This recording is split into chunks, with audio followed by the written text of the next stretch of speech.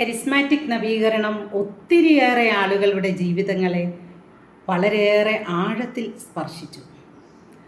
നവീകരണത്തിലൂടെ മാനസാന്തര അനുഭവത്തിലേക്ക് കടന്നു വന്നവർ തങ്ങളുടെ ജീവിതത്തിൽ ദൈവത്തിന് ഒന്നാം സ്ഥാനം നൽകി. പിന്നീടുള്ള തങ്ങളുടെ മുമ്പോട്ടുള്ള ജീവിതത്തിൽ ഈശോയുടെ കൂടെ ഈശോയോടൊപ്പം നടക്കുവാൻ അവർ തീരുമാനിച്ചു. നവീകരണം ഇത്രയേറെ വളരുവാനുണ്ടായ കാരണം അതാണ്.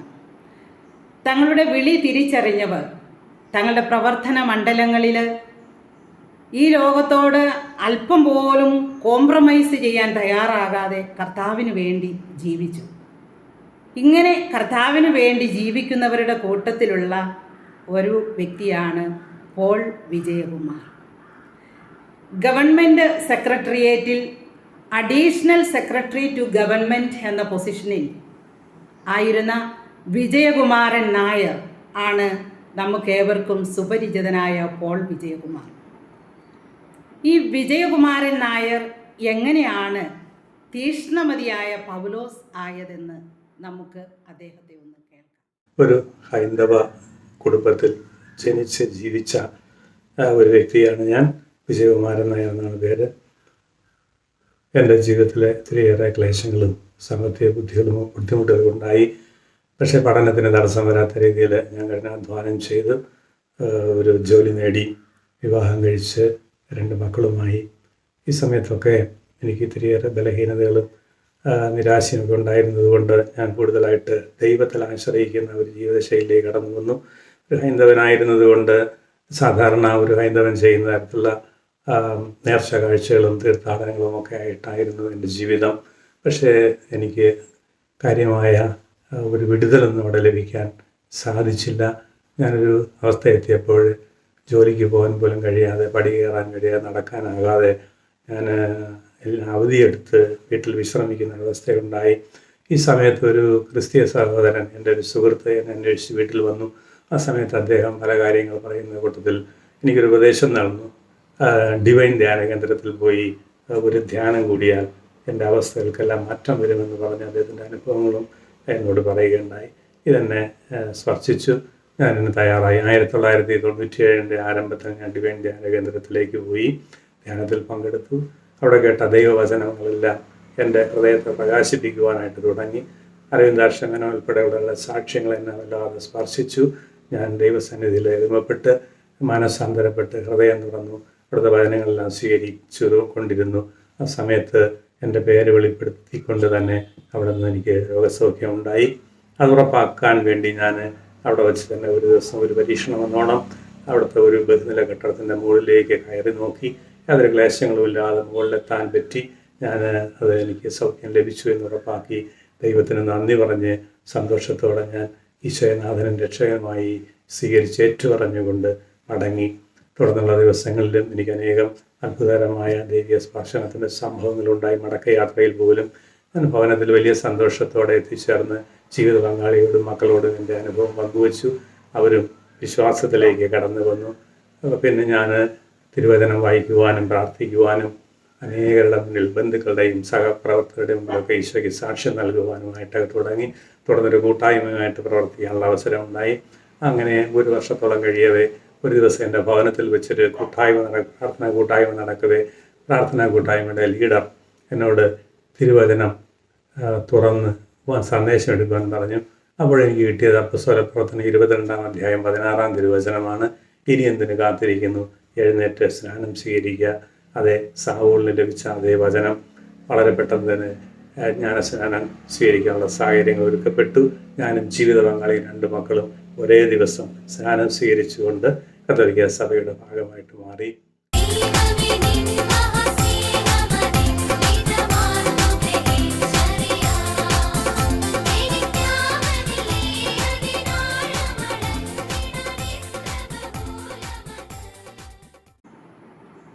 ഒരു വ്യക്തി തന്നെ കർത്താവിൻ്റെ കൈകളിലേക്ക് വിട്ടുകൊടുത്തു കഴിയുമ്പോൾ കർത്താവ് അയാളെ വളരെ അത്ഭുതകരമായ വിധത്തിൽ എടുത്തുപയോഗിക്കും.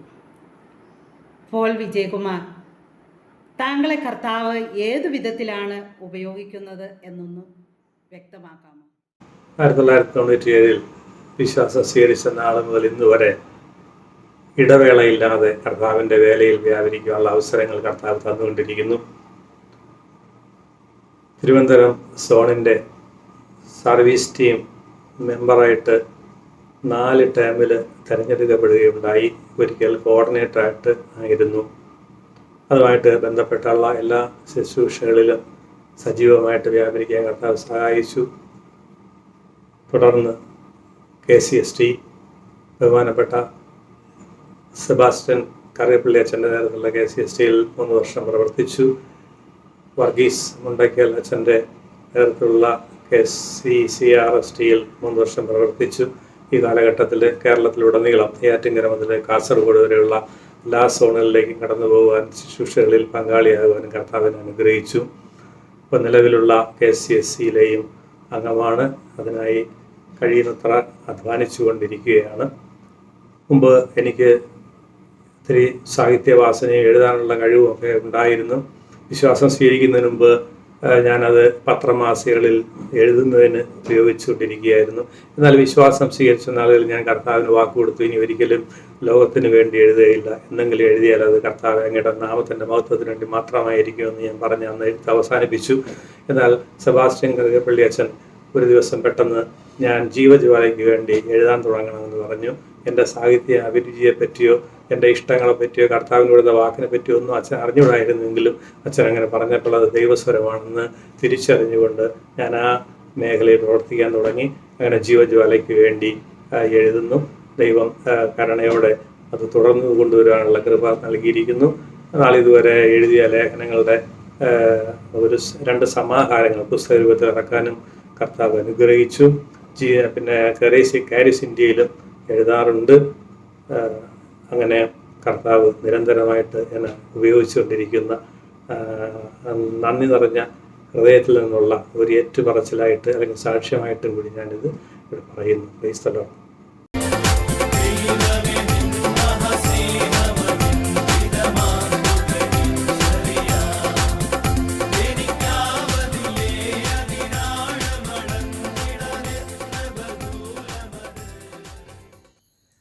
നവീകരണത്തിലൂടെ തങ്ങളുടെ വിളി തിരിച്ചറിഞ്ഞവർ പിന്നീട് ഇടവകളിലും സോണിലുമൊക്കെ ദൈവത്തിൻ്റെ തീക്ഷ്ണതയുള്ള ഉപകരണങ്ങളായി പ്രവർത്തിക്കുന്നത് നാം കാണുന്നുണ്ട്.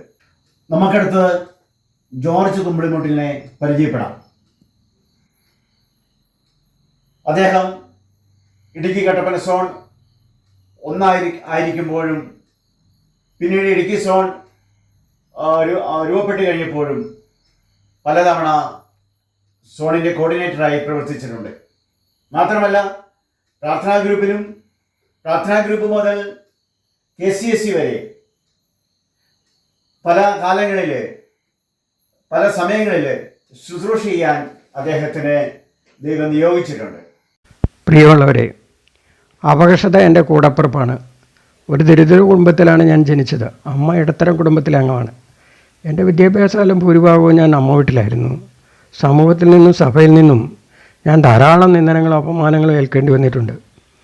KCM യോഗങ്ങളിൽ നിന്നും ഇറക്കി വിട്ടിട്ടുണ്ട്. കുടുംബത്തിൽ ഒറ്റപ്പെട്ടു പോയ അവസരങ്ങൾ നിരവധിയാണ്. അപകർഷത കൊണ്ട് കുനിഞ്ഞ ഒരു മനസ്സും ശിരസ്സുമായാണ് ഞാൻ നടന്നിരുന്നത്. ഞാൻ ധാരാളം വായിക്കുകയും പഠിക്കുകയും ചെയ്യുമായിരുന്നു. എന്തിനെക്കുറിച്ചും സാമാന്യ അറിവ് സാമൂഹ്യ ജീവിതത്തിന് ആവശ്യമാണെന്ന് ഞാൻ മനസ്സിലാക്കിയിരുന്നു. കൂടുതൽ ചിന്തിക്കുക, കുറച്ച് സംസാരിക്കുക എന്നത് എൻ്റെ ഒരു പ്രകൃതമായിരുന്നു. 1983 പ്രാരംഭധ്യാനം കൂടിയ സമയത്ത് ഞാൻ എൻ്റെ കൂടപ്പിറപ്പിനെ അവിടെ ഉപേക്ഷിച്ചു. പിന്നെ ഞാൻ അവനെ കൂടെ കൊണ്ടുനടന്നിട്ടില്ല. എന്നാൽ അവൻ എന്നെ ഉപേക്ഷിച്ചില്ല. ഇടയ്ക്കൊക്കെ എന്നെ വിളിക്കും. ഞാൻ പ്രതികരിക്കാറില്ലെന്ന് മാത്രം. അവിടെ വെച്ച് ഞാൻ ആരാണെന്ന ചിന്ത എന്നെ ഒരു പുതിയ മനുഷ്യനാകാൻ പ്രേരിപ്പിച്ചു. പുതിയ മനുഷ്യൻ പുതിയ ജീവിതമാണ് നയിക്കേണ്ടതെന്ന് ഞാൻ തിരിച്ചറിഞ്ഞു. അതൊരു തുടക്കമായിരുന്നു. പ്രാരംഭധ്യാനത്തിൻ്റെ സമാപനത്തിൽ കർത്താവിന് പൂർണ്ണമായി സമർപ്പിക്കണമെന്ന് ധ്യാനഗുരു ആവശ്യപ്പെട്ടു. എല്ലാവരോടൊപ്പം ഞാനും സമർപ്പണ പ്രതിജ്ഞ എടുത്തു. എന്താണ് ചെയ്തതെന്ന് അന്ന് എനിക്കറിയില്ലായിരുന്നു. കൃഷിപ്പണിയായിരുന്നു എൻ്റെ തൊഴിൽ മേഖല. തുടക്കത്തിലൊക്കെ എല്ലാ ദിവസവും പണി കഴിഞ്ഞുള്ള സമയമാണ് ശുശ്രൂഷയ്ക്കായി മാറ്റിവെച്ചത്. കുറച്ച് കഴിഞ്ഞപ്പം ചില പണികളൊക്കെ മാറ്റി വെച്ചിട്ട് ശുശ്രൂഷയ്ക്ക് പോകാൻ തുടങ്ങി. ആളുകളുടെ വചനത്തിന് വേണ്ടിയുള്ള വിശപ്പും ആത്മാവിന് വേണ്ടിയുള്ള ദാഹവും അവരുടെ മാനസാന്തരവും അവർക്ക് വേണ്ടിയുള്ള കർത്താവിൻ്റെ ഇടപെടലുകളും കണ്ടപ്പോൾ അധിക സമയം ശുശ്രൂഷയ്ക്കായി മാറ്റിവെക്കേണ്ടി വന്നു. ദൈവത്തിൻ്റെ കരുതലും പരിപാലനയും ധാരാളം അനുഭവിച്ചിരുന്ന നാളുകളായിരുന്നു. ഉള്ളതുകൊണ്ട് തൃപ്തിപ്പെട്ട് ദൈവത്തിൻ്റെ രാജ്യവും നീതിയും അന്വേഷിച്ചുകൊണ്ടുള്ള ഒരു ജീവിതം. എന്തിനും ഏതിനും ദൈവത്തിൽ മാത്രം ആശ്രയിച്ചുകൊണ്ടുള്ള ജീവിതശൈലി ക്രമേണ രൂപപ്പെട്ടു വന്നതാണ്. 1987 കല്യാണം നടന്നു. ഭാര്യയും 3 കുഞ്ഞുങ്ങളുമായുള്ള കുടുംബജീവിതം സന്തോഷകരമായി മുന്നോട്ട് പോയി. ആടുമാടുകളും കൃഷിയുമായിരുന്നു പ്രധാന ഉപജീവനമാർഗം. ദൂരദേശത്ത് ഒരു ടീമിനൊപ്പം ശുശ്രൂഷകയിലായിരുന്ന സമയം വീട്ടിൽ നിന്ന് ഫോൺ വന്നു. ആട് കയർ കുടുങ്ങി ചത്തുപോയി. എന്താ ചെയ്യണ്ടേ? ഞാൻ അസ്വസ്ഥനായി. സഹശുശ്രൂഷകൻ എന്നോട് ചോദിച്ചു, എന്തു പറ്റി? ആട് ചത്തുപോയ കാര്യം ഞാൻ പറഞ്ഞു. അവൻ്റെ പ്രതികരണം ഇപ്രകാരമായിരുന്നു, ഈ ആടൊക്കെ എന്നാ ഉണ്ടായത്? ഇത് എൻ്റെ ചിന്തയെ മാറ്റിമറിച്ചു. ഞാൻ പറഞ്ഞു, പ്രൈസ് ദി ലോർഡ്. അദ്ദേഹം നവീനത്തിലേക്ക് വരുന്ന കാലയളവിലെ ഒരു പ്രത്യേകത, അന്തർമുഖനായ ഒരു ജോർജ് ആയിരുന്നു ഈ പ്രദേശത്ത്. ജോർജേട്ട, ഞങ്ങൾക്ക് ചോദിക്കാനുള്ളത്, അന്തർമുഖനായ ജോർജ് എങ്ങനെ തീക്ഷ്ണതയുള്ള നേതാവായി തീർന്നു എന്ന് പറഞ്ഞാൽ കൊള്ളാം. 1991 ഞങ്ങളുടെ ദേശത്ത് കടുത്ത വരൾച്ച മൂലം കൃഷിയിടങ്ങളെല്ലാം ഉണങ്ങി വരണ്ടു. എൻ്റെ കാപ്പിയും കുരുമുളകും എല്ലാം ഉണങ്ങിപ്പോയി. ഉപജീവനത്തിനായി എല്ലാം ഉപേക്ഷിച്ച് കുടുംബസമേതം ദൂരദേശത്തേക്ക് പോകേണ്ടി വന്നു. അവിടെ ഒരു ഏലത്തോട്ടത്തിൽ 3 വർഷം ജോലി ചെയ്തു. ഞങ്ങൾ തിരിച്ചു വന്ന് വീണ്ടും കൃഷിപ്പണി തുടങ്ങി. 2 തവണ ഞങ്ങളുടെ ഭൂമിയിൽ ഉരുൾപൊട്ടലുണ്ടായി. 2018 ഉരുൾപൊട്ടൽ ഭൂമിയുടെ 60% ഒലിച്ചുപോയി. ഇന്നിവിടം വന്ന് കാണുന്നവർ ഇത് ഉരുൾപൊട്ടിയ സ്ഥലമാണെന്ന് പറയുകയില്ല. വീണ്ടും അവിടെ കൃഷിഭൂമിയായി കഴിഞ്ഞിരിക്കുന്നു. 1995 പൈനാവ് ശാന്തിവനത്തിൽ നൈറ്റ് വിജിലായിരിക്കുമ്പോഴാണ് കർത്താവ് എന്നോട് സംസാരിച്ചത്. നീ ആരുടേതാണ്? ഞാൻ പറഞ്ഞു, കർത്താവ് നിൻ്റേതാണ്. മുമ്പ് ഞാൻ അങ്ങനെ പറഞ്ഞിട്ടുള്ളതാണ്. നിൻ്റെ ഭാര്യയും മക്കളും നിനക്കുള്ളതെല്ലാം ആരുടേതാണ്? ഞാൻ ഭയപ്പെട്ടു. ഭയത്തോടെ ഞാൻ പറഞ്ഞു, നിൻ്റേതാണ്, നിൻ്റേത് മാത്രം. ഭയപ്പെടേണ്ട, അതെല്ലാം ഞാൻ നിനക്ക് വേണ്ടി തന്നതാണ്. എനിക്ക് വേണ്ടത് നിൻ്റെ ജീവിതമാണ്. ഞാനൊന്നും മിണ്ടിയില്ല. കർത്താവ് പറഞ്ഞു, ഞാൻ അതെടുത്തുകൊണ്ടേയിരിക്കും. ഒരു കാരണമല്ല, പല സംഭവങ്ങളാണ് എന്നെ സമർപ്പണത്തിൻ്റെ പാതയിൽ വഴന്നെടുത്തിട്ടുള്ളത്. കർത്താവിൻ്റെ സ്നേഹപൂർവ്വമുള്ള നിർബന്ധമാണ് ഇതിൻ്റെ പിന്നിൽ, എൻ്റെ ബോധപൂർവമുള്ള സമർപ്പണമല്ല.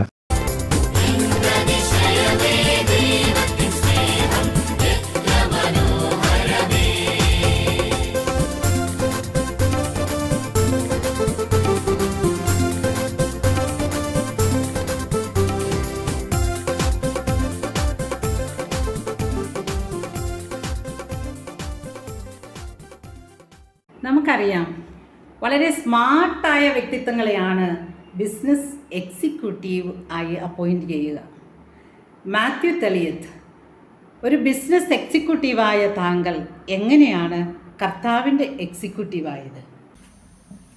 1989 ഞാൻ എൻ്റെ കരിയർ 22ാമത്തെ വയസ്സിൽ ആരംഭിച്ചത്. 1990 സെയിൽസ് എക്സിക്യൂട്ടീവായി. 1992 സീനിയർ സെയിൽസ് എക്സിക്യൂട്ടീവായി. 1995 ഏരിയ മാനേജറുമായി പ്രൊമോട്ട് ചെയ്യപ്പെട്ടു. ഇപ്പോൾ സീനിയർ കൺസൾട്ടൻ്റായി ജോലി നോക്കുന്നു. ബിസിനസ് എക്സിക്യൂട്ടീവായ ഞാൻ ദൈവരാജ്യത്തിൻ്റെ എക്സിക്യൂട്ടീവായി മാറാൻ ഈശോ എന്നെ ഇടയാക്കി. 1994 ഡിവൈൻ ധ്യാന കേന്ദ്രത്തിൽ ധ്യാനത്തോടു കൂടിയാണ് ഞാൻ ദൈവരാജ്യത്തിൻ്റെ എക്സിക്യൂട്ടീവായി മാറാൻ ആരംഭിച്ചത്. എല്ലാ ഞായറാഴ്ചകളിലും തുടർന്ന് പോട്ട ആശ്രമത്തിൽ ഏകദിന വചന ശുശ്രൂഷയിൽ പങ്കെടുക്കാൻ തുടങ്ങി. സുവിശേഷം പ്രചരിപ്പിക്കുന്നതിൻ്റെ ഭാഗമായി വചനോത്സവം വിതരണം ചെയ്യാനുള്ള കൃപ ലഭിച്ചു. 1995 വീടിൻ്റെ തൊട്ടടുത്തുള്ള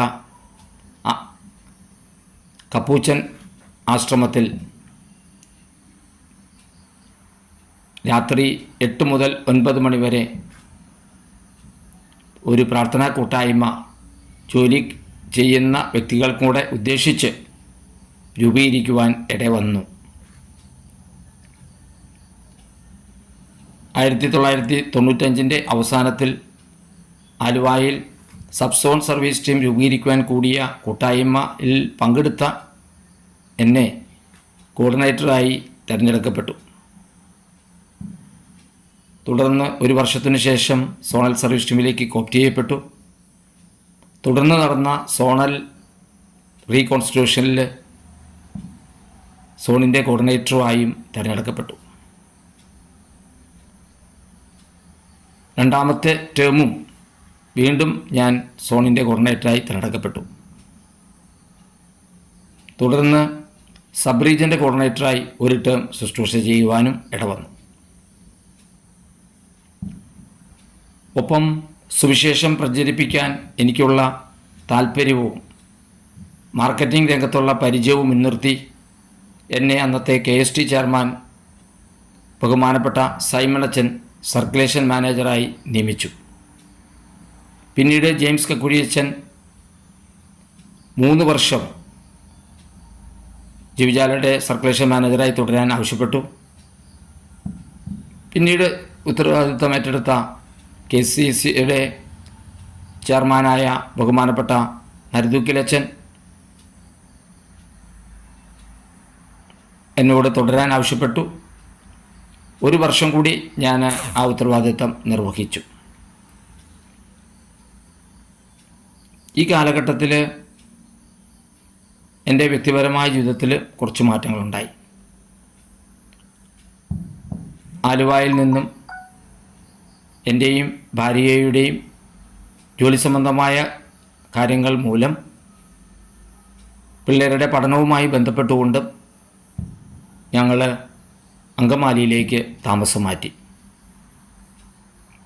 2017 ഞങ്ങൾ കിടങ്ങൂർ ഉണ്ണിമിശിഹ പള്ളിയുടെ അടുത്ത് ഒരു ഭവനം നിർമ്മിച്ചു. അവിടുത്തെ ഇടവകയിൽ അംഗമായി അവിടുത്തെ പ്രാർത്ഥനാ ഗ്രൂപ്പിൽ സജീവമാകാൻ തുടങ്ങിയതിന് ശേഷമാണ് പിന്നീട് സോൺ സബ് സോൺ കൂട്ടായ്മകളിലും ഒക്കെ പങ്കെടുക്കാൻ ആരംഭിച്ചത്. താൻ ഏർപ്പെട്ടിരിക്കുന്ന ബിസിനസ് വിജയകരമാക്കുന്നതിനുള്ള തന്ത്രങ്ങൾ തൻ്റെ തലയിലൂടെ ഓടിക്കൊണ്ടിരിക്കുമ്പോൾ തന്നെ മാത്യു തെളിയത്ത് കർത്താവിനായിട്ട് സ്വപ്നങ്ങൾ മെനയുന്നു. ഇത് എങ്ങനെയാണ് സാധിക്കുന്നതെന്ന് ഒന്ന് വിശദമാക്കാമോ? കത്തോലിക്ക കരിസ്മാറ്റിക് നവീകരണവുമായി ബന്ധപ്പെട്ട് 5 സ്വപ്നങ്ങളാണ് എനിക്ക് ഉള്ളത്. 1, എല്ലാ ഇടവകളിലും പ്രാർത്ഥനാ കൂട്ടായ്മകൾ രൂപീകരിക്കുക എൻ്റെ വലിയ സ്വപ്നങ്ങളിൽ ഒന്നാണ്. 2, 25 പേരുടെയെങ്കിലും കൂട്ടായ്മകളായി ഈ കൂട്ടായ്മകൾ മാറുക. 3, ഇടവക പ്രാർത്ഥനാ കൂട്ടായ്മകൾ ജീവജാലയുടെ ഏജൻസി എടുക്കുന്നവരായി മാറുക. അതുവഴി 25,000 വരിക്കാരുള്ള മാസികയായി ജീവജാല മാറുക. 4, ഇൻ്റർനാഷണൽ സർവീസ് ഓഫ് കമ്മ്യൂണിയനും നാഷണൽ സർവീസ് ഓഫ് കമ്മ്യൂണിയനും അതിൻ്റെ കോർഡിനേറ്റർമാരായിട്ടുള്ളത് അൽമായരാണ്. അതുപോലെ കേരളത്തിലും ഒരു അൽമായ കോർഡിനേറ്റർ ഉണ്ടാകണമെന്ന് സ്വപ്നം കാണുന്നു. 5-മത്തെ ഒരു സ്വപ്നം, ധ്യാന കേന്ദ്രങ്ങളിൽ നടക്കുന്ന ധ്യാനത്തിൻ്റെ അവസാനം സ്ഥായി ഘടകങ്ങളെ പ്രത്യേകിച്ചും പ്രാർത്ഥനാ കൂട്ടായ്മകൾക്ക് ഊന്നൽ കൊടുക്കുന്ന സിലബസ് ഉണ്ടാകണമെന്ന് സ്വപ്നം കാണുന്നു. അതുവഴി ഇടവക പ്രാർത്ഥനാ കൂട്ടായ്മകൾ ശക്തിപ്പെടുവാൻ അത് തീർച്ചയായും ഇടയാക്കും.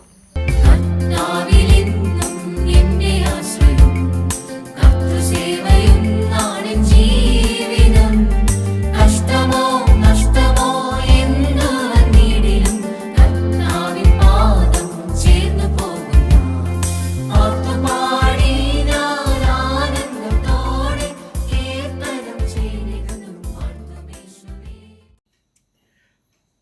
നമുക്കടുത്തായി MA ജോപ്പനെ പരിചയപ്പെടാം.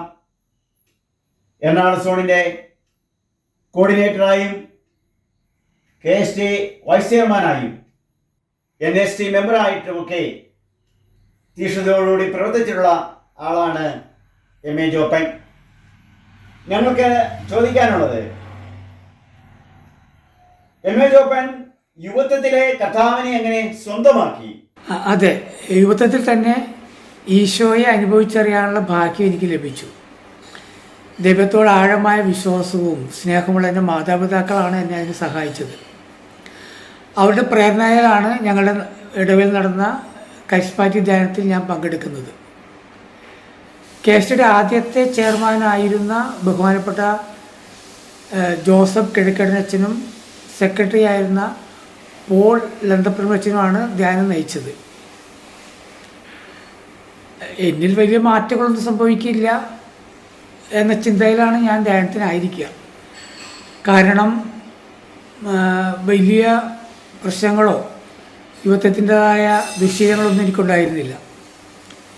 പക്ഷേ ധ്യാനത്തിലൂടെ കടന്നുപോയപ്പോൾ, ദൈവജനത്തിലൂടെ കടന്നുപോയപ്പോഴാണ് ദൈവത്തിൻ്റെ ആഴമായ സ്നേഹത്തെക്കുറിച്ചുള്ള ബോധ്യം എനിക്ക് ലഭിച്ചത്. മനുഷ്യൻ്റെ കുറ്റങ്ങൾ കണ്ടുപിടിച്ച് അവനെ ശിക്ഷിക്കാൻ മാത്രം നിലനിൽക്കുന്നവനല്ല ദൈവമെന്നും, പെറ്റമ്മ മറന്നാലും എന്നെ മറക്കാത്ത, എൻ്റെ പേര് ദൈവത്തിൻ്റെ ഉള്ളം കയ്യിൽ രേഖപ്പെടുത്തിയിട്ടുള്ള അത്രമാത്രം ആഴമായ സ്നേഹമുള്ള പിതാവായ ദൈവമാണ് എന്നെനിക്ക് ബോധ്യപ്പെട്ടു.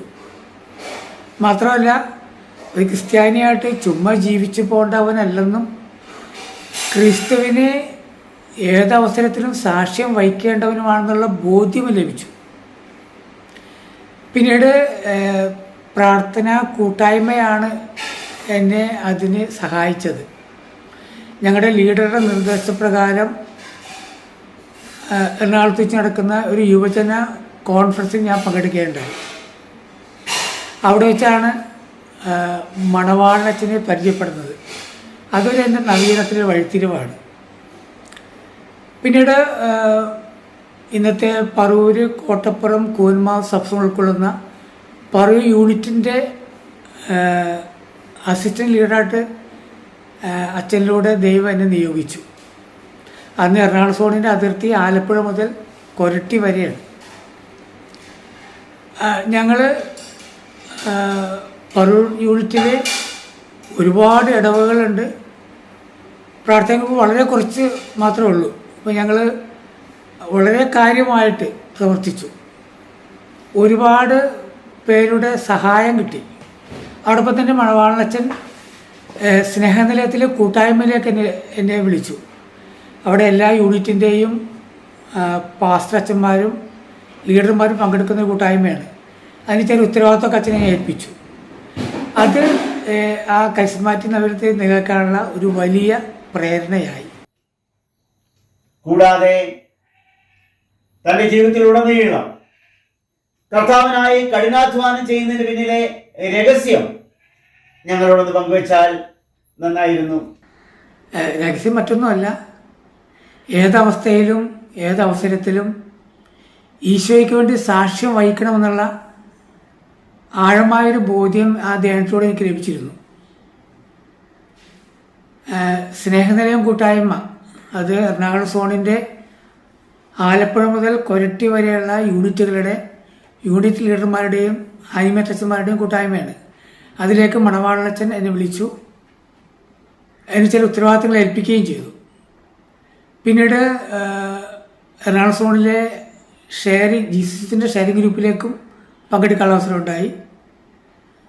അതിലൂടെ അനേകം പരിശീലന പരിപാടികളിലൂടെ ഞങ്ങൾ കടന്നുപോയി.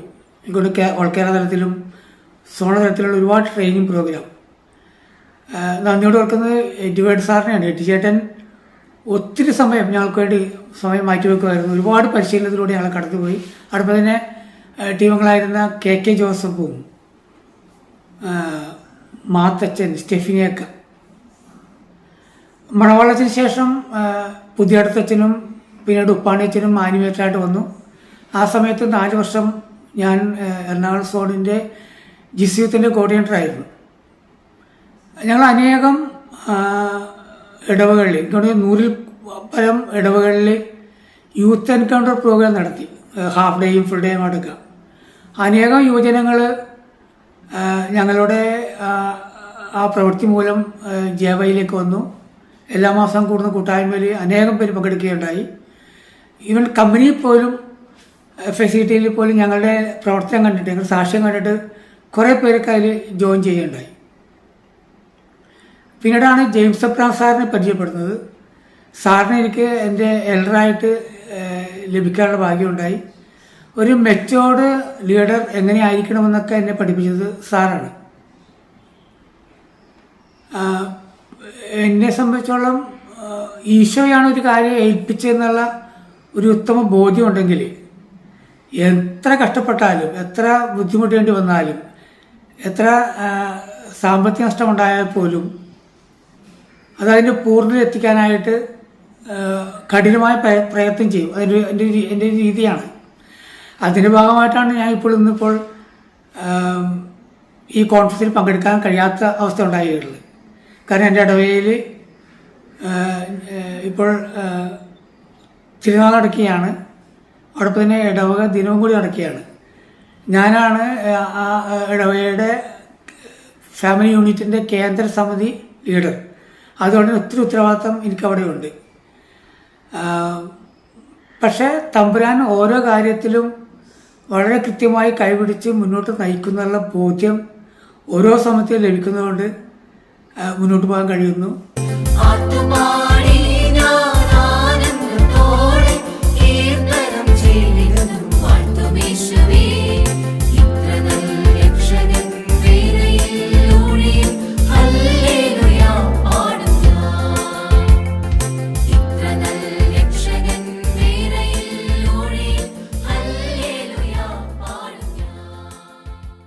വളരെ ഊർജ്ജസ്വലനും ഡൈനാമിക്കും ആത്മവിശ്വാസവുമുള്ള ബിസിനസ്സുകാരൻ രാജേഷ് പിട്ടാപ്പള്ളി. ഒരു ബിസിനസ്സുകാരനായ താങ്കൾ എങ്ങനെ കർത്താവിൻ്റെ ജോലിക്കാരനായി? വ്യവസായവും കരിസ്മാറ്റിക്കും എങ്ങനെ ഒരുമിച്ച് കൊണ്ടുപോകാൻ സാധിക്കുന്നു എന്നോട് പലരും ചോദിക്കുന്ന ഒരു ചോദ്യമാണ്. പ്രഭാഷകന്റെ പുസ്തകം 26-ാം അധ്യായം 29-ാം തിരുവചനം: കച്ചവടക്കാരന് കാപട്യത്തിൽ നിന്ന് ഒഴിഞ്ഞിരിക്കുക ദുഷ്കരം, വ്യാപാരിക്ക് നിഷ്കളങ്കനാവുക പ്രയാസം. ഒരു വ്യാപാരിയെ സംബന്ധിച്ചിടത്തോളം ഈ വചനം അന്വർത്ഥമാണ്. എന്നെ സംബന്ധിച്ചിടത്തോളം എന്നിലുള്ള വ്യവസായിയേക്കാൾ എന്നെ വ്യവസായിയാക്കിയവനെ ഞാൻ അറിയുന്നു. ദുഷ്കരത്തെയും പ്രയാസത്തെയും ദൂരീകരിക്കുവാൻ ഇത് എന്നെ സഹായിക്കുന്നു. വിശുദ്ധ മത്തായിയുടെ സുവിശേഷം 13-ാം അധ്യായം 45-ാം തിരുവചനത്തിൽ ഇങ്ങനെ പറയുന്നു: സ്വർഗരാജ്യം നല്ല രക്തങ്ങൾ തേടുന്ന വ്യാപാരിക്ക് തുല്യം. സ്വർഗരാജ്യം തേടുന്ന ഒരു നല്ല വ്യാപാരിയായിരിക്കാനാണ് എനിക്ക് ആഗ്രഹം. യാക്കോബ് 4:13 പറയുന്നത് പോലെ ഇന്നോ നാളെയോ ഇന്ന പട്ടണത്തിൽ പോയി അവിടെ വ്യാപാരം ചെയ്ത് ലാഭമുണ്ടാക്കണമെന്ന് പലപ്പോഴും ചിന്തിക്കാറുണ്ട്. എന്നാൽ 15-ാം വാക്യത്തിൽ പറയുന്നത് പോലെ കർത്താവ് മനസ്സാകുന്നെങ്കിൽ എന്ന് കൂട്ടിച്ചേർക്കാറുമുണ്ട്. വിശുദ്ധ മത്തായിയുടെ സുവിശേഷം 6-ാം അധ്യായം 33-ാം തിരുവചനം: ആദ്യം അവിടുത്തെ രാജ്യവും നീതിയും അന്വേഷിക്കുക, അതോടൊപ്പം മറ്റുള്ളവയെല്ലാം നിങ്ങൾക്ക് ലഭിക്കും. ഈ വചനമാണ് എന്നെ മുന്നോട്ട് നയിക്കുന്നത്. ഒപ്പം സങ്കീർത്തനം 121:8: കർത്താവ് നിൻ്റെ വ്യാപാരങ്ങളെ ഇന്നും എന്നേക്കും കാത്തുകൊള്ളും. ഈ ഒരു വിശ്വാസവും. ഒരിക്കൽ ഞാൻ എൻ്റെ ഒരു എൽഡറോട് ഈ വ്യവസായമെല്ലാം നിർത്തി ഒരു മുഴുവൻ സമയ ശുശ്രൂഷകനായി മാറിയാലോ എന്ന ഒരാഗ്രഹം പ്രകടിപ്പിച്ചു. അദ്ദേഹം അല്പസമയം പ്രാർത്ഥിച്ചിട്ട് എന്നോട് പറഞ്ഞു: നിന്നെപ്പോലെയുള്ളവർ വ്യവസായം ചെയ്യുന്നത് കൊണ്ടാണ് പലർക്കും ഇവിടെ മുഴുവൻ സമയം ശുശ്രൂഷകരായിരിക്കുവാനായിട്ട് സാധിക്കുന്നത്. ഇത് വലിയൊരു ശുശ്രൂഷയാണ്, നിന്നെ കർത്താവ് ഏൽപ്പിച്ചിരിക്കുന്ന ശുശ്രൂഷ. മുഴുവൻ സമയം ശുശ്രൂഷ ചെയ്യുന്ന അനേകരെ സഹായിക്കുക എന്ന ഒരു വലിയ നിയോഗം നിനക്കുണ്ട്. ഈ ഒരു തിരിച്ചറിവ് എന്നെ ഇന്നും കരിസ്മാറ്റിക് നവീകരണവും വ്യവസായവും ഒരുമിച്ച് കൊണ്ടുപോകാനായിട്ട് വളരെ സഹായിക്കുന്നുണ്ട്. പിടിച്ചു നിൽക്കാൻ ഏറെ സമ്മർദ്ദമുള്ള ബിസിനസ് മേഖലയിൽ നിൽക്കുമ്പോഴും എന്തുകൊണ്ട് താങ്കൾ നവീകരണം വിട്ടുപോകുന്നില്ല? കരിസ്മാറ്റിക് നവീകരണത്തിൽ തുടരുവാനും നിലനിൽക്കുവാനും എങ്ങനെ സാധിക്കുന്നു? ഞാൻ പലപ്പോഴും എന്നോട് തന്നെ ചോദിച്ചിട്ടുള്ള ഒരു ചോദ്യമാണ്. അതിൽ ഒറ്റ വാക്കിൽ ഉത്തരം പറഞ്ഞാൽ, കരിസ്മാറ്റിക് നവീകരണത്തെക്കുറിച്ച് എനിക്ക് ലഭിച്ച ബോധ്യമാണ് എന്നെ ഇതിൽ നിലനിർത്തുന്നത്. വിശുദ്ധ പൗലോസ് ശ്ലീഹ എഫെസോസ്യർക്കുള്ള ലേഖനം 2-ാം അധ്യായത്തിൻ്റെ 20-ാം തിരുവചനത്തിൽ അപ്പൊസ്തലന്മാരും പ്രവാചകന്മാരുമാകുന്ന അടിത്തറമേൽ പണിത് ഉയർത്തപ്പെട്ടവരാണ് നിങ്ങൾ. ഈ അടിത്തറയുടെ മൂലക്കല്ല് ക്രിസ്തുവാണ്. ഈ ബോധ്യമാണ് നവീകരണത്തിൽ എന്നെ ഉറപ്പിച്ചു നിർത്തുന്നത്. 1995 പ്രാരംഭ ധ്യാനം കൂടി. എങ്കിലും ഉടനെ തന്നെ ഗൾഫിലേക്ക് പോയി. 2001 തിരിച്ചു വന്നു. 2002 പോട്ട ആശ്രമത്തിൽ ഒരു ആന്തരിക സൗഖ്യധ്യാനത്തിൽ പങ്കെടുത്തു. ഈ ധ്യാനമാണ് എൻ്റെ ജീവിതത്തെ മാറ്റിമറിച്ചത്. മനസ്സ് തുറന്ന് ഉപസംഹരിക്കുവാനും ഒരു പുതിയ സൃഷ്ടിയാകുവാനും ദൈവാനുഭവമുള്ള ഒരു മനുഷ്യനായി മാറുവാനും സാധിച്ചു. 2003 മുതൽ ഇടവക പ്രാർത്ഥനാ കൂട്ടായ്മയിൽ പങ്കെടുക്കുവാൻ ആരംഭിച്ചു. തുടർന്ന് 2005 Kothamangalam sub zone service team അംഗമായി. 2009 വരെ സബ് സോൺ സർവീസ് ടീം അംഗമായി തുടർന്നു. 2009 സോണൽ സർവീസ് ടീമിലേക്ക് തിരഞ്ഞെടുക്കപ്പെട്ടു. 2013 വരെ സർവീസ് ടീമിൽ തുടർന്നു. 2013 മുതൽ 2016 വരെ KSC അംഗമായി സർവീസ് ടീമിൽ തുടർന്നു. 2016 സോണൽ കോർഡിനേറ്ററായി തിരഞ്ഞെടുക്കപ്പെട്ടു. 2020 വരെ സോണൽ സർവീസ് ടീം അംഗമായിരുന്നു. 2021 മുതൽ ജീവജാല സർക്കുലേഷൻ മാനേജറായിട്ട് ശുശ്രൂഷ ചെയ്യുന്നു. ഒരു ബ്രേക്ക് ഇല്ലാതെ തുടർച്ചയായി സർവീസ് ടീമിലും ശുശ്രൂഷയിലും തുടരാൻ സാധിച്ചത് വലിയൊരു ഭാഗ്യമായിട്ട് ഞാൻ കരുതുന്നു. എപ്പോഴും കർത്താവിൻ്റെ കാര്യങ്ങളിലെ ഒരു ഉപകരണമായി മാറുവാൻ അവസരം ലഭിച്ചത് വലിയൊരു നേട്ടമായിട്ട് ഞാൻ മനസ്സിലാക്കുന്നു. അതിലുപരി എപ്പോഴും പ്രാർത്ഥിക്കുന്ന ഒരു സമൂഹത്തിൻ്റെ നടുക്കാണ് ഞാൻ എന്നുള്ള ഒരു ബോധ്യം. എല്ലാറ്റിനുമുപരി പ്രാർത്ഥിക്കുന്ന ഏതവസരത്തിലും ഏത് കാര്യത്തിലും ഏത് സാഹചര്യത്തിലും എനിക്ക് വേണ്ടി പ്രാർത്ഥിക്കുന്ന ഒരു സമൂഹത്തിൻ്റെ പിൻബലം എന്നോടൊപ്പമുണ്ട്, എൻ്റെ കൂടെയുണ്ട് എന്നുള്ള ഒരു ആത്മവിശ്വാസം. ഇതൊക്കെയാണ് എന്നെ ഈ നവീകരണത്തിലെ മുന്നോട്ട് നയിക്കുന്നതും നിലനിർത്തുന്നതും ഒക്കെ.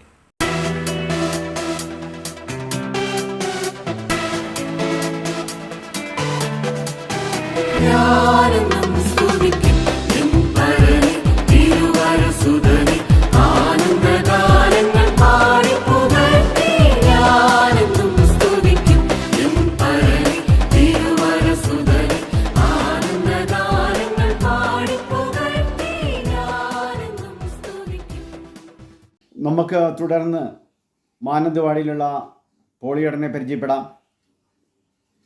പോളിയേട്ടൻ ഞങ്ങൾക്ക് അറിയാൻ ആഗ്രഹം, തൻ്റെ വ്യക്തിപരമായ ദൈവവിളിയെ തിരിച്ചറിയാൻ കരിസ്മാറ്റിക് നവീകരണം പോളിയേട്ടനെ എത്രമാത്രം സഹായിച്ചിട്ടുണ്ട് എന്ന് ഞങ്ങളോടൊന്ന് പങ്കുവയ്ക്കുമല്ലോ.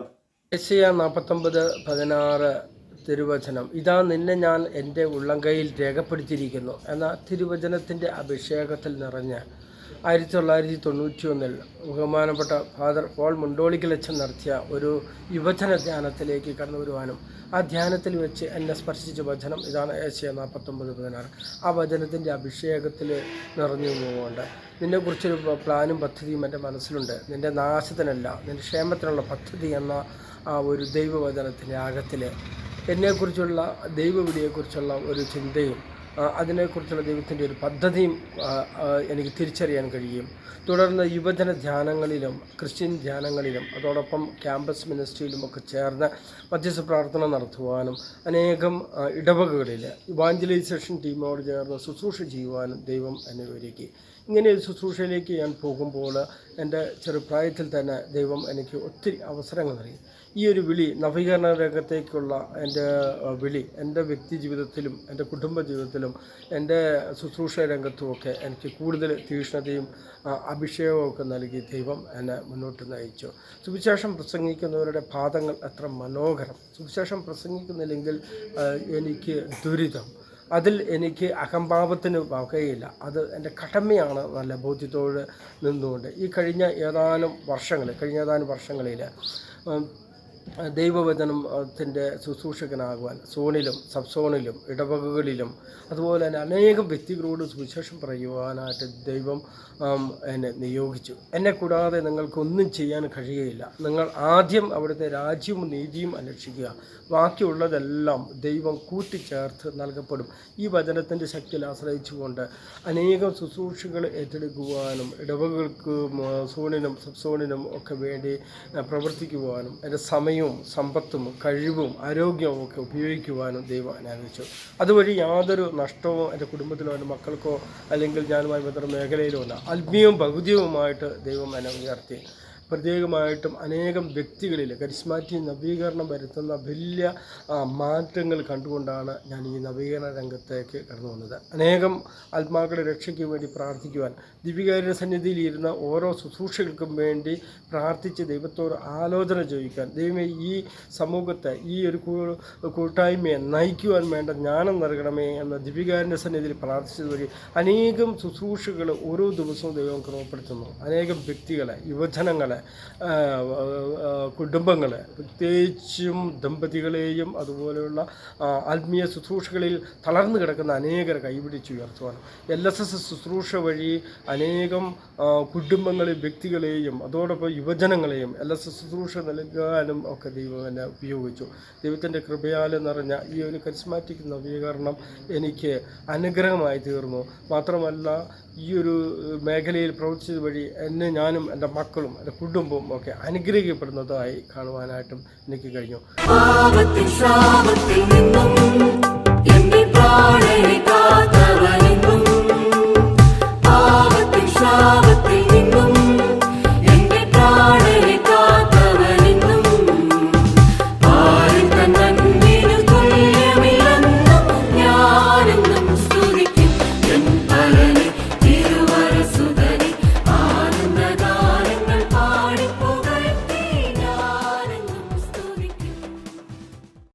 കത്തോലിക്ക കരിസ്മാറ്റിക് നവീകരണത്തിൻ്റെ ഏറ്റവും വലിയ പ്രത്യേകത അത് സഭയുടെ പഠനങ്ങൾക്കും സഭ നൽകുന്ന നിർദ്ദേശങ്ങൾക്കും പൂർണ്ണമായും വിധേയപ്പെട്ടു നീങ്ങുന്നു എന്നതാണ്. അതുകൊണ്ട് തന്നെ സോണുകളുടെ ആനിമേറ്റേഴ്സായി വൈദികരെയും സിസ്റ്റേഴ്സിനെയും നമ്മൾ വളരെയേറെ ആഗ്രഹിക്കുന്നുണ്ട്. മാനന്തവാടി സോണിൻ്റെ ആനിമേറ്ററായ ബഹുമാനപ്പെട്ട ബാബു മൂത്തേടത്തച്ഛനോട് നമുക്ക് ഒന്ന് രണ്ട് കാര്യങ്ങൾ ചോദിക്കാം. അച്ഛൻ്റെ വ്യക്തി ജീവിതത്തിൽ അച്ഛൻ്റെ പൗരോഹിത്യ ജീവിതത്തെ കരിസ്മാറ്റിക് നവീകരണം എത്രത്തോളം സ്വാധീനിച്ചിട്ടുണ്ട് എന്ന് ഒന്ന് പങ്കുവയ്ക്കാമോ? വ്യക്തിപരമായി എൻ്റെ പൗരോഹിത്യ ജീവിതത്തിൽ കരിസ്മാറ്റിക് നവീകരണ പ്രസ്ഥാനം വളരെയേറെ സ്വാധീനം ചെലുത്തിയിട്ടുണ്ട്. ഒരു പക്ഷേ അതിനുള്ള ഏറ്റവും വലിയൊരു പ്രചോദനം എനിക്ക് ആദ്യമായി കിട്ടിയത് ഞാൻ 1985 മൈനർ സെമിനാരിയിൽ വൈദിക പരിശീലനത്തിന് വേണ്ടി ചേർന്ന ആ കാലയളവിൽ അവിടെ നടത്തപ്പെട്ട കുളത്തുവേൽ ധ്യാന ടീമിൻ്റെ ഒരു കരിസ്മാറ്റിക് ധ്യാനമായിരുന്നു. അന്നാണ് ഈ കരിസ്മാറ്റിക് നവീകരണ പ്രസ്ഥാനത്തെ ആദ്യമായി അടുത്തറിയാൻ ഭാഗ്യം കിട്ടിയത്. അന്നത് ഒരുപാട് ഞങ്ങളുടെ ബ്രദേഴ്സിൽ പരിശുദ്ധാത്മാവിൻ്റെ അഭിഷേകം ഉളവാക്കി ഭാഷാപരത്തിൽ പ്രാർത്ഥിക്കാനുള്ള വലിയ കൃപ ലഭിച്ചു. അതിങ്ങനെ അടിസ്ഥാനപരമായിട്ട് ഈ ഒരു ആഭിമുഖ്യം ഉള്ളിൽ കടന്നതുകൊണ്ട് പരിശീലന കാലഘട്ടങ്ങളിലൊക്കെ പിന്നീട് ചില കരിസ്മാറ്റിക് ധ്യാനത്തിൽ പങ്കെടുക്കാൻ സാധിച്ചതുകൊണ്ട് അത് കുറച്ചുകൂടി ഉജ്ജ്വലിപ്പിക്കുവാൻ സാധിച്ചു. പിന്നീട് വൈദികനായി തീർന്നതിന് ശേഷവും ഒരു കൊച്ചച്ഛനായിരിക്കുന്ന സ്ഥലത്തും കരിസ്മാറ്റിക്കിൻ്റെ ആഭിമുഖ്യമുള്ള ഒരു ഇടവകയായിരുന്നു. അവിടുന്ന് കരിസ്മാറ്റിക് പ്രാർത്ഥനാ ഗ്രൂപ്പ് ഉണ്ടായിരുന്നു, അവിടെ ചേർന്ന് പ്രവർത്തിക്കാൻ സാധിച്ചിട്ടുണ്ട്. പിന്നീട് ഇടവുകളിലൊക്കെ ഈ പ്രാർത്ഥനാ ഗ്രൂപ്പുമായി ബന്ധപ്പെട്ട് വളരാൻ ഒരുപാട് അവസരം ലഭിച്ചു. ഇരുന്ന ഇടവുകളിലൊക്കെ നടത്തപ്പെട്ട ധ്യാനങ്ങളെല്ലാം കരിസ്മാറ്റിക് ആഭിമുഖമുള്ള ധ്യാനമായിരുന്നതുകൊണ്ട് അങ്ങനെയും ഈ ഒരു പ്രേരണ ഇങ്ങനെ വളരാൻ അത് സഹായകരമായി തീർന്നു.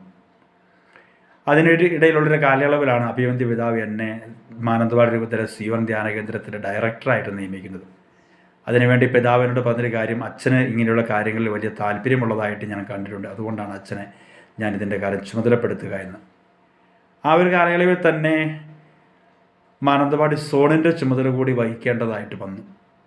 ധ്യാനകേന്ദ്രത്തിൽ പോയതിനു ശേഷവും മാനന്തവാടി സോണിൻ്റെ ചുമതല ഞാൻ തന്നെ തുടർന്ന് പോകേണ്ടി വന്ന സാഹചര്യമായിരുന്നതുകൊണ്ട് ഈ കരിസ്മാറ്റിക് നവീകരണ മുന്നേറ്റവുമായി ചേർന്ന് പ്രവർത്തിക്കാനുള്ള അവസരം ധാരാളമായിട്ട് ഉണ്ടായിട്ടുണ്ട്. അതുകൊണ്ട് അത് എന്നും ജീവിതത്തിൽ ഒരു ആത്മീയമായ വളർച്ചയ്ക്കും ഒരു പൗരോഹിത്യത്തെക്കുറിച്ചുള്ള നല്ല ബോധ്യങ്ങളും ഉൾക്കാഴ്ചകളും ഉൾക്കൊണ്ടുകൊണ്ട് ജീവിക്കാൻ അത് സഹായകരമായി തീർന്നിട്ടുണ്ട്. പ്രത്യേകിച്ച് അൽമാരുടെ കൂടെയും സിസ്റ്റേഴ്സിൻ്റെ കൂടെയും മറ്റു വൈദികരുടെയും ചേർന്ന് പ്രവർത്തിക്കുമ്പോൾ ഒരു നല്ല കൂട്ടായ്മയിൽ കർത്താവിനെ സ്തുതിക്കാനും കർത്താവിന് വേണ്ടി ജീവിക്കുവാനുമൊക്കെ ഈ ഒരു നവീകരണ പ്രസ്ഥാനം എന്നെ ഏറെ സഹായിച്ചിട്ടുണ്ട്. അച്ഛനോട് ചോദിക്കാൻ ആഗ്രഹിക്കുന്ന രണ്ടാമത്തെ കാര്യം, വൈദികരും സമർപ്പിതരും കരിസ്മാറ്റിക് നവീകരണത്തിലേക്ക് വരേണ്ടതിൻ്റെ ആവശ്യകതയെക്കുറിച്ച് ഉള്ള അച്ഛൻ്റെ നിരീക്ഷണം എന്താണെന്ന് ഒന്ന് പറയാമോ? വൈദികരും സിസ്റ്റേഴ്സും കരിസ്മാറ്റിക് നവീകരണ പ്രവർത്തനത്തിലേക്ക് വരേണ്ട ആവശ്യകത വളരെ വലുതാണ്. ശക്തമായൊരു നേതൃത്വം നമ്മുടെ അൽമായ സഹോദരങ്ങൾക്ക് നൽകുവാനും സഭയോട് ചേർന്ന് നിന്നുകൊണ്ട് ഒരു നവീകരണ വളർച്ചയിലൂടെ സഭാമക്കളെ പടുത്തുയർത്തുവാനും വൈദികർക്കും സിസ്റ്റേഴ്സിനും ഇന്ന് ഏറെ സാധ്യതകളുണ്ട്. അപ്രകാരം ആ സാധ്യത ഒന്ന് പ്രയോജനപ്പെടുത്തുവാൻ കുറച്ച് സമയവും നമ്മൾ മാറ്റിവെക്കുകയാണെങ്കിൽ തീർച്ചയായിട്ടും ഈ നവീകരണ മുന്നേറ്റത്തെ ഏറെ വളർത്തിക്കൊണ്ടുപോകാൻ വൈദികർക്കും സമർപ്പിതർക്കും സാധിക്കും. പലപ്പോഴും ഇന്ന് വൈദികരും സമർപ്പിതരും ഈ ഒരു കരിസ്മാറ്റിക് നവീകരണ മുന്നേറ്റത്തെക്കുറിച്ച് വേണ്ട വിധത്തിൽ ഗൗരവത്തോടെ എടുക്കാത്തതിൻ്റെ ഒരു കാരണം എനിക്ക് പലപ്പോഴും തോന്നിയിട്ടുള്ളത് ഇതിനെക്കുറിച്ചുള്ള ഒരു അജ്ഞതയാണെന്ന് എനിക്ക് തോന്നുന്നു. പ്രത്യേകിച്ച് ഈ കരിസ്മാറ്റിക് നവീകരണ മുന്നേറ്റം KCBC കരിസ്മാറ്റിക് കമ്മീഷൻ്റെ കീഴിൽ നടന്നു വരുന്ന വളരെ ചിട്ടയായ മനോഹരമായ പ്രവർത്തനം, അത് പല വൈദികർക്കും സിസ്റ്റേഴ്സും അതിനെക്കുറിച്ചൊന്നും വലിയ അറിവില്ല, അതുകൊണ്ട് തന്നെ അതിനെക്കുറിച്ച് വലിയ ബോധ്യമില്ല എന്നുള്ളതാണ് ഒരു യാഥാർത്ഥ്യമെന്ന് എനിക്ക് തോന്നുന്നു. രണ്ടാമത്തെ ഒരു കാര്യം, ചിലപ്പോഴെങ്കിലുമൊക്കെ ഈ അൽമായ മുന്നേറ്റത്തിൽ ഉണ്ടായിരിക്കുന്ന ചില വിവേകമില്ലാത്ത പെരുമാറ്റങ്ങളും പ്രവൃത്തികളും അല്ലെങ്കിൽ വേണ്ടത്ര ആത്മീയമായിട്ടുള്ള ഈ ഒരു വളർച്ചയിൽ കാണാതെ പോകുന്ന അവരുടെ പ്രായോഗിക ജീവിതത്തിൻ്റെ ഫലശൂന്യത, അതൊക്കെ കണ്ടു കഴിയുമ്പോൾ ഈ നവീകരണ പ്രവർത്തനത്തോട് ഒരു വിമുഖത കാണിക്കുവാൻ വൈദികർക്കും സിസ്റ്റേഴ്സിനും അത് കാരണമായി തീർന്നിട്ടുണ്ടെന്നുള്ളതും ഒരു സത്യമാണ്. മൂന്നാമതൊരു കാരണം, ഇതിനെക്കുറിച്ച് വലിയൊരു ആഗ്രഹം നമ്മുടെ മനസ്സിലുണ്ടാകണം എന്നുള്ളത് പ്രധാനപ്പെട്ട കാര്യമാണ്. അതിനെക്കുറിച്ചൊരു ബോധ്യമുണ്ടായാലും നല്ല ആഗ്രഹം ഉണ്ടായാലും പലർക്കും ഇതിനെക്കുറിച്ച് വലിയൊരു ആഗ്രഹമില്ല.